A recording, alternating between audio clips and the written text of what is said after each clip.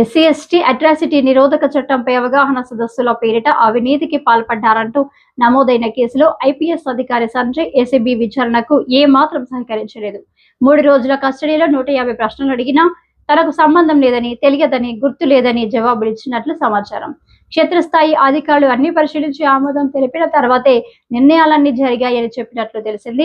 నిబంధనలకు విరుద్ధంగా టెండర్లు కట్టబెట్టడం, బిల్లుల చెల్లింపు కోసం అధికారులపై ఒత్తిడి తీసుకురావడం తదితర అంశాలకు సంబంధించి ఏసీబీ అధికారులు కొన్ని పత్రాలు, ఆధారాలు చూపి ప్రశ్నించగా మౌనం వహించినట్లు సమాచారం. అగ్ని ఎన్ఓసి వెబ్సైట్, మొబైల్ యాప్ అభివృద్ధి నిర్వహణకు సంబంధించి 50% పనులు పూర్తి చేసినట్లు సౌత్రికా టెక్నాలజీస్ సమర్పించిన తప్పుడు నివేదిక ఆధారంగా ఎలా బిల్లులు చెల్లించారని ఏసీబీ అధికారులు ప్రశ్నించారు. అవన్నీ క్షేత్రస్థాయి అధికారులే పరిశీలిస్తారని, తమ ప్రమేయం ఏమీ లేదని సంజయ్ సమాధానం ఇచ్చినట్లు తెలిసింది.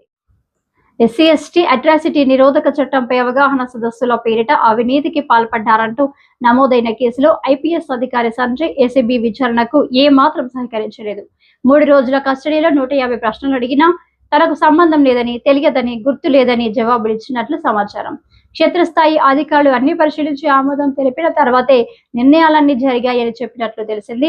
నిబంధనలకు విరుద్ధంగా టెండర్లు కట్టబెట్టడం, బిల్లుల చెల్లింపు కోసం అధికారులపై ఒత్తిడి తీసుకురావడం తదితర అంశాలకు సంబంధించి ఏసీబీ అధికారులు కొన్ని పత్రాలు, ఆధారాలు చూపి ప్రశ్నించగా మౌనం వహించినట్లు సమాచారం.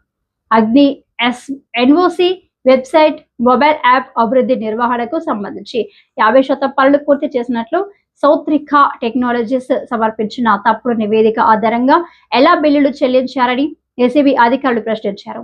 అవన్నీ క్షేత్రస్థాయి అధికారులే పరిశీలిస్తారని, తమ ప్రమేయం ఏమీ లేదని సంజయ్ సమాధానం ఇచ్చినట్లు తెలిసింది.